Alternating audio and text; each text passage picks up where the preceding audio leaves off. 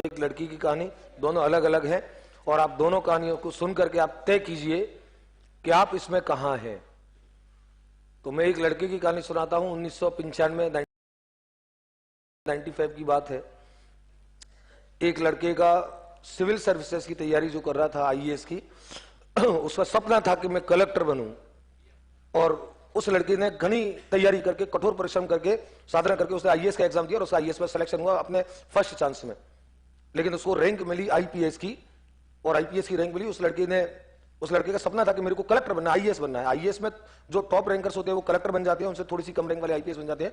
IPS की नौकरी भी आईएएस के इक्वल और बराबर पोस्ट होती है। आप उस लड़के का पागलपन देखिए, उस लड़के ने मना कर दिया कि मैं ज्वाइन नहीं करूंगा। और उस लड़की ने ये कहा कि मुझे ज्वाइन नहीं करना है, मुझे तो कलेक्टर ही बनना है। तो उसे उसके परिवार वालों ने, दोस्तों ने, सबने समझाया कि ये क्या पागल है तू, इतनी बड़ी जॉब है, उसको तू ज्वाइन नहीं कर रहा है। उसका नहीं, मेरे को बनना है कलेक्टर, कलेक्टर ही बनूंगा। और आप देखो उसकी अपने सनक में, अपने जुनून में, अपनी जिद में उसने जॉब को छोड़ दिया।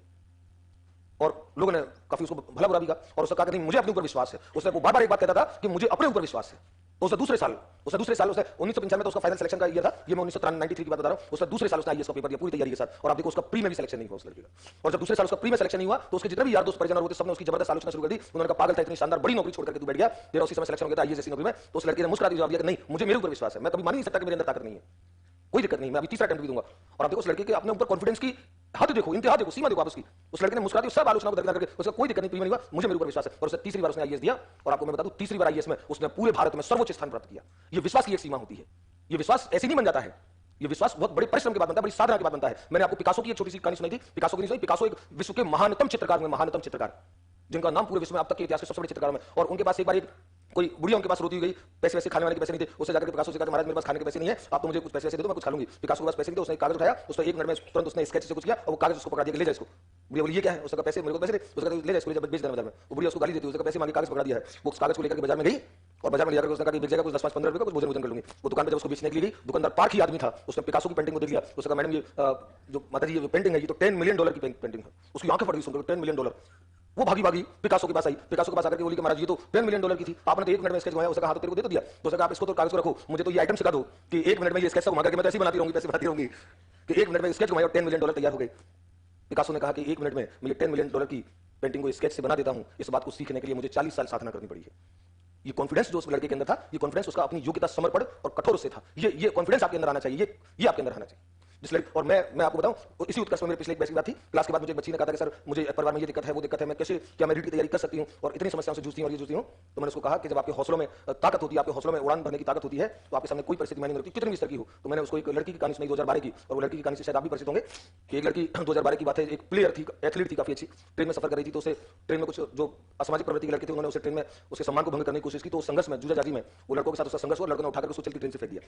आपने शायद सुना होगा वो। और चलती ट्रेन से फेंक दिया तो उस लड़की का बदकिस्मती देखो, चलती ट्रेन से गिरी और बगल वाले ट्रैक पर उसके पैर पड़ गए और उस दूसरे ट्रैक पे भी रेलगाड़ी आ रही थी, उसके पैर काटती हुई निकल गई। वो लड़की लगभग मर गई थी, पर ईश्वर को उसे जिंदा रखना था। वो लड़की को कुछ गांव वालों ने देखो हॉस्पिटलाइज किया। 2-4-5 महीने तक जब वो लड़की होश में आई, और होश में उसके बड़े सपने थे कि मुझे ये बनना है, मुझे ये बनना है। तो जब उसे होश में आई और उसे पता लगा कि उसकी टांग कट चुकी है, उस लड़की के फूट फूट करके इतना वो रोई, उसे लगा कि उसे सपने चलना शुरू हो गए। लेकिन फिर उसने अपने आप को समेटा, उसने कहा नहीं मैं कर सकती हूँ।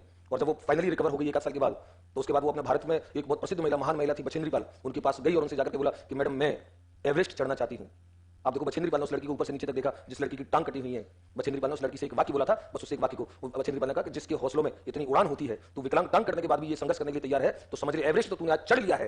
ये दुनिया सिर्फ उस तारीख को जानेगी जिस तारीख को तू चढ़ेगी। और वो पूरे विश्व की पहली विकलांग महिला बनी जिसने एवरेस्ट को चढ़ा, और उसका नाम था अरुणिमा सिन्हा। तो मैंने उस बच्ची को जो क्लास में थी, मैंने कहा कि अगर आपको लगता है कि आपकी समस्या अरुणिमा सिन्हा से भी ज्यादा बड़ी है तो रीट आज ही छोड़ दे। और अगर लगता है कि उसकी परेशानियां बहुत ज्यादा बड़ी थी, तेरी कुछ नहीं है, तो सब कुछ भूल करके, सब पेन को, जिसमें दर्द झेलने की क्षमता होती है, उसका कंफर्ट जोन बड़ा होता है, और जिसका कंफर्ट जोन बड़ा होता है उसकी सफलताएं बड़ी होती है। तो आप इस एक ऊर्जा के साथ अपना किसी को मत देखो। और मैं आपको बता दूं, आपको किसी को देखना नहीं है। मुझे कई सारे बच्चे कहते हैं कि सर जगह तो 10-15-20 हजार है, बच्चे 15 लाख बैठ रहे हैं। तो मैंने कहा 15 लाख बच्चे बैठे, तेरे सब पे बैठ के परीक्षा थोड़ी देंगे, तू अपना काम कर। और तेरे को 15 लाख बच्चों के बारे में सोचना नहीं है। तू तो उस एक, मैं आपको बताऊं, छत्तीसगढ़ की एक लड़की, आज से 5-6 साल पहले की बात है, फेसबुक पे मैं पोस्ट देख रहा था, बार-बार वो पोस्ट मेरी आंखों के सामने आई। उस बच्ची की मैंने वो पोस्ट को पढ़ा, मैंने बार-बार 2-3 दिन से लगातार शेयर हो रही है अच्छी पोस्ट, तो मैंने उसको पढ़ा। आप देखिए 12वीं क्लास की, वहां की टॉपर थी, वो स्टेट की टॉपर थी, 12th बोर्ड की। और पत्रकार जब उससे मिलने के लिए गई तो एक मकान पर वो ईंट रेत धोने के 150 रुपए रोज की मजदूरी पे वो काम कर रही थी। पत्रकारों ने जाकर उसको फोटो लिया और जाकर उससे पूछा कि यार तू कैसे मेरिट में टॉप आ गई? उसका क्या हुआ कि मैं स्टेट टॉप किया तूने? उसका कर लिया होगा। तो उससे पूछा कि तुझे पता नहीं था कि इस पूरे स्टेट में 7-8 लाख बच्चे बोर्ड परीक्षा में बैठे हैं, बड़े-बड़े शहर के, बड़ी-बड़ी कोचिंग के, बड़े पैसे वालों के, जिनके पास संसाधन इतने और ये उतने तैयारियों के लिए ये नेटवर्क वो नेटवर्क।